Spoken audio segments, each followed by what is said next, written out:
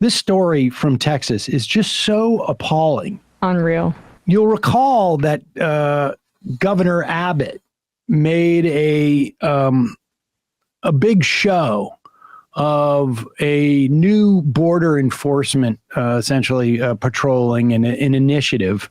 And apparently, I mean, the word's not used in the Houston Chronicle, but it really does feel like this is there's a whistleblower. I mean, I don't know if the trooper himself blew the whistle. Right. Certainly sent an email to a superior. This is a state trooper. I'm just going to read parts of this again. This is from the Houston Chronicle because it's just so disturbing and indicative of the effectiveness of how we've just dehumanized migrants, just so systemically, and the Republican Party in particular. Officers working for Governor Greg Abbott's border security initiative have been ordered to push small children and nursing babies back into the Rio Grande River and have been told not to give water to asylum seekers, even in extreme heat. And we are going through some of the hottest days on record on the planet. Texas is sweltering. I think Phoenix has now set a record for 10 days above 110 degrees. So that whole region, just to be clear, is it is on fire. And I just want to say this comes as Greg Abbott overturned laws in, I believe, Dallas and Austin. I could be getting the cities wrong, but two of the major cities in Texas that had put in place mandatory water breaks for construction workers after 4 hours. Those are primarily migrants in Texas. So this is like another effort by Greg Abbott in particular to make sure that migrants are thirsty and without water. Water to asylum seekers, even extreme heat. This is according to an email from a Department of Public Safety trooper who described the actions as inhumane. The July 3 account, so this is just from a week or two ago, reviewed by Hearst newspapers, discloses several previously unreported incidents the trooper witnessed in Eagle Pass, where the state of Texas has strung miles of razor wire and deployed a wall of buoys in the Rio Grande. According to the email, a pregnant woman having a miscarriage was found late last month caught in the wire, doubled over in pain. A 4-year-old girl passed out from heat exhaustion after she tried to go through it and was pushed back by the Texas National Guard soldiers. A teenager broke his leg trying to navigate the water around the wire and had to be carried by his father. The email, which the trooper sent to a superior, suggests that Texas set traps of razor wire wrapped barrels in parts of the river. Just contemplate what's going on here. They have taken razor wire. They have wrapped around barrels. They have basically sunk these barrels halfway in the river with high water and low visibility. This is, of course, where people walk across. And says the wire has increased the risk of drownings by forcing migrants into deeper stretches of the river. Due to extreme heat, the order to not give people water needs to be immediately reversed as well, the trooper wrote, later adding, I believe we've stepped over a line into the inhumane. The piece goes on to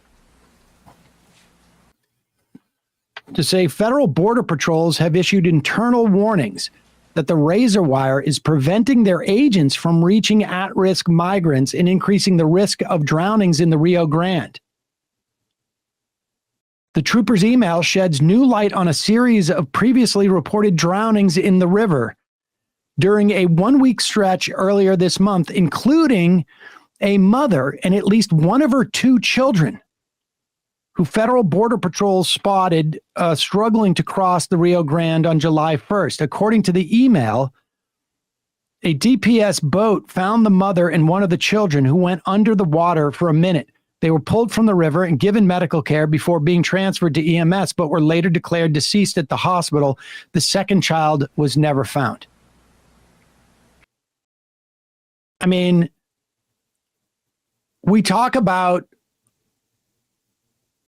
Russians putting mines in Ukraine.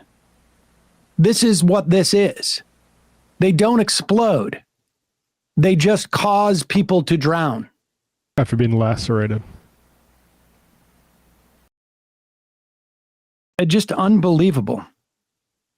On June 30th, troopers found a group of people along the wire, including a 4-year-old girl who had tried to cross the wire and was pressed back by Texas Guard soldiers due to the orders given to them. That's the quote. The email says the DPS trooper wrote that the temperature was well over 100 degrees and the girl passed out from exhaustion. In another instance, on June 25th, troopers came across a group of 120 people camped out along a fence set up by the river. The group included several small children and babies who were nursing, the trooper wrote. The entire group was exhausted, hungry, and tired, according to the trooper. The shift officer in command ordered the troopers to push the people back into the Rio Grande River to go back to Mexico. The trooper wrote that the troopers decided it was not the right thing to do, quote, with the very real potential of exhausted people drowning. They called command again and expressed their concerns, and then were given the order to tell them to go to Mexico and get in our vehicle and leave. After they left, other troopers worked with Border Patrol to provide care to the migrants, the email said. I mean, this is just horrific. Yeah. Between it's a war. It is a crime against humanity. 100%. It's turning these National Guards and Doug Burgum, who's running for president now, signed an executive order saying, "Oh yeah, we'll give you some National Guards people if you want to go help, I guess, push mothers into razor wire in the Rio Grande." Like, think of what it's doing. Not only like the brutality, but like we're creating like extremist death squads. Because for all the people who are going to blow the whistle on this stuff, I don't know if that's going to be the natural response of these guys. We talked about this within the context of terrorism against the United States, right? Or what recruitment entails, essentially, where what we do in our brutality, it does not just evaporate, right? These stories become what the United States represents on the global stage. Yeah. And there's absolutely no chance that these stories of brutality don't resonate with the people that these are human beings that have families and friends that are going to hear this kind of stuff. And it's not like they're just waltzing over the border. They're coming here and risking severe maiming and death for a better life. And this is what is met for them here. Until we have a party that says actually we can fit more people here, we need to just process them faster. The Republicans are going to keep pushing more and more into until we're just shooting AKs across the Rio Grande at people. We need an affirmative. Actually, yeah, we can have migrants come here, and yes, we're going to protect them. We're going to give people labor protection so bosses can't exploit them and that sort of thing. But we can't. I don't know where is Biden on this, right? That's people are wondering. Title 40, sad about Title 42 ending. And people are wondering why this isn't a bigger thing. It's because Trump isn't president still. Right, and the policies are not materially different from the Trump administration. Yeah. And we had a guest on about Guatemala last week, and I know a lot of the migrants coming over are from Haiti as well. This is also the result of U.S. empire and interference and our toppling of governments in order to put puppets in place in countries in Central Latin America, and then in Haiti, of course, our history of exploitation there. It's incredible that we, and honestly, it's fitting though that we started in these countries with brutality, and then we meet them with brutality when they come here. It's reprehensible. And we should be clear, when you talk about Guatemala, when you talk about, Honduras, and essentially, us running the Contras and the right-wing death squads out of Honduras, essentially to go back into El Salvador and to Guatemala. One of the guys, I think, who was, I don't know, I can't remember if he was, I think he was a State Department official at the time, who wanted to provide aid to the dictator in Guatemala at the time. This is, I think, early 80s. Elliot Abrams was just appointed, and it was a Right. largely, and this happened while I was on vacation, largely a ceremonial position.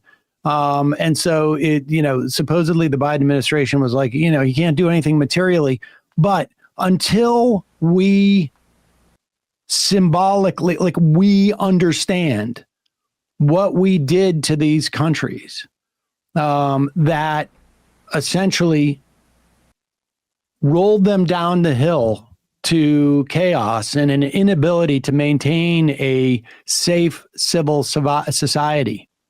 Until we acknowledge that, and that being one of the primary reasons why many people from that country attempt to emigrate to the United States, we're never going to get to that point where we can talk about migrants as human beings, and as on both on a humane and a policy level. And to appoint Elliot Abrams, again, if it's just a largely symbolic position, that's More the just reason. as problematic. Yeah. Because it is the functional equivalent of, putting up those statues of Confederate soldiers. I mean, there's a reason why symbolism is important in any type of society. And symbolically, what we're saying is that what we didn't do anything. That we have no responsibility for this. If we don't, at least at the very least, symbolically hold ourselves to account. It's wild. The Elliot Abrams thing is really dark, because I remember a few years ago when the Ilhan thing came out, and there was even people who I was following, like NatSec sort of liberal types, who were completely caught off guard that people might object to Elliot Abrams. Yep. And I remember Sam Fraser, who's at the Quincy Institute, reminded me of one. This is from a guy named Megson. And I worked for Elliot Abrams as a civil servant. He is a fierce advocate for human rights and democracy. Yes, he made serious professional mistakes and was held accountable. I'm a liberal, but I'm also fair. We all have a lot of work to do in Venezuela. We share goals. Like, we are so oblivious. And like Bessner's talked about this with Davison on their show recently, but we are so, that whole blob, I guess they call it now, like, that is entirely brainless and completely unmoored from reality at this point. Yeah, and I think we just also have like we memory hole so much of this stuff. Yeah. And that's why it's so dangerous to appoint a guy like that, to even a symbolic ceremonial position, because it encourages essentially amnesia about what role you've had in the world, and why certain things are happening. But all right. Yep, we did not finish the show early today. No. As soon as I said that, pre-show, I said that to Emma, and she just looked at me and she was like, Not sort gonna of happen. half laughed. Folks, it's your support that makes this show possible. You can become a member at jointhemajority.com. When you do, you not only get the free show, you get it free of commercials. You help this show survive and thrive, and you get the fun half. What could be better? It's like a win-win-win.